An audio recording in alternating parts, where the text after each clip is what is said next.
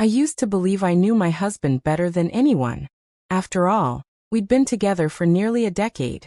We built a life together, a home, a routine, a rhythm. People around us said we were solid, safe, reliable.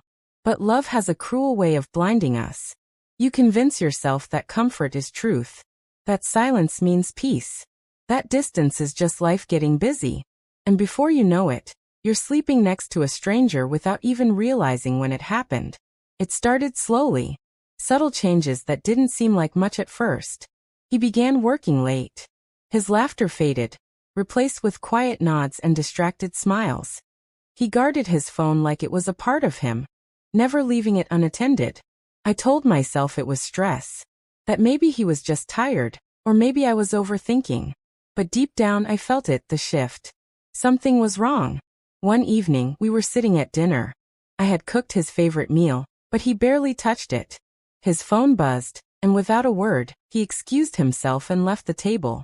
I sat there staring at the empty chair across from me, the food going cold, realizing that the man I married was slipping away, piece by piece. The breaking point came on a Thursday night. He said he needed to go to the office. 11 o'clock at night. No laptop, no files, just his jacket and his car keys. And that's when the silence inside me finally cracked. I couldn't sit there and wonder anymore. So I did something I never thought I would do. I followed him. My hands trembled on the steering wheel as I trailed his car through dark, empty streets. He didn't head toward downtown where his office was. Instead, he drove into an industrial district I barely recognized. Old warehouses, flickering streetlights, empty parking lots. It was the kind of place that feels heavy with secrets. I parked a few blocks away and walked quietly, my heart pounding so hard I was afraid it would echo. He disappeared into a warehouse with no signs, just a heavy metal door. I should have turned back.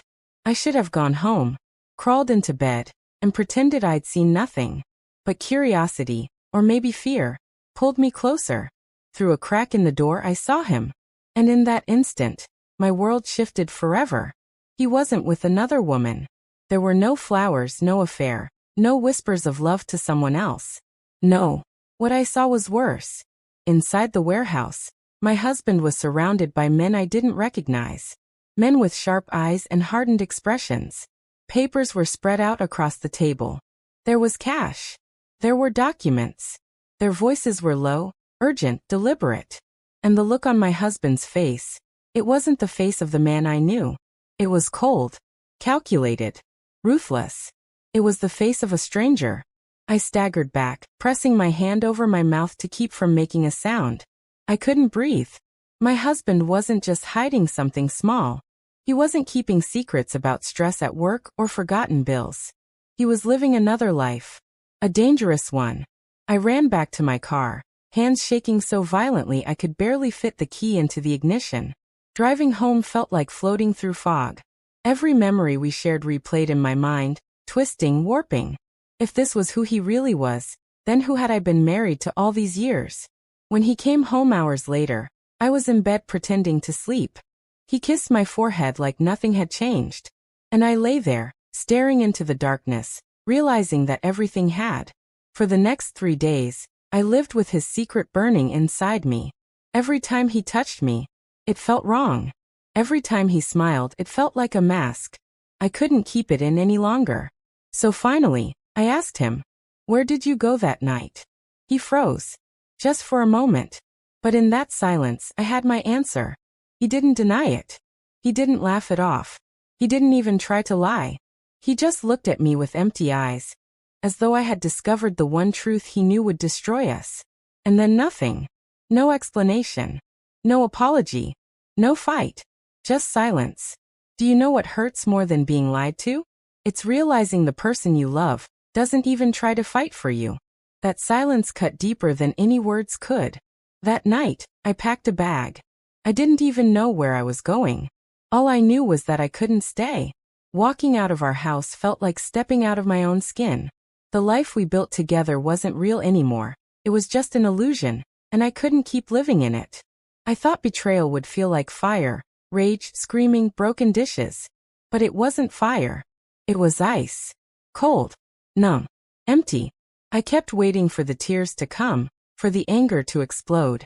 But all I felt was nothing. Days passed. Then weeks. He never called. He never showed up at my door. He didn't beg me to come home. It was as if I had followed him not just into a warehouse, but into a void that swallowed both of us whole. And maybe that was the truth all along. I was never supposed to know. Maybe his silence was his way of protecting me. Or maybe it was just easier to let me go than to face the darkness I had seen. I keep replaying that night over and over, asking myself if I should have confronted him more, demanded answers, forced the truth out of him. But then I wonder, could I even handle the truth? Would it have made a difference? Or would it have destroyed me even more? Sometimes, the people we love carry secrets too heavy for us to bear. Sometimes the choice isn't between love and betrayal. It's between living in ignorance or drowning in truth. I chose truth, and it destroyed everything I thought I knew. But here's what I've learned. Sometimes destruction is the only path to freedom. Because once the illusion shatters, you're left with the chance to rebuild. Not the life you thought you had, but the life you truly deserve. So if you ever find yourself standing on the edge, wondering if you should follow, ask yourself this. Do you really want to know? Because once you step into the dark, once you uncover the secret you were never supposed to know, there's no going back.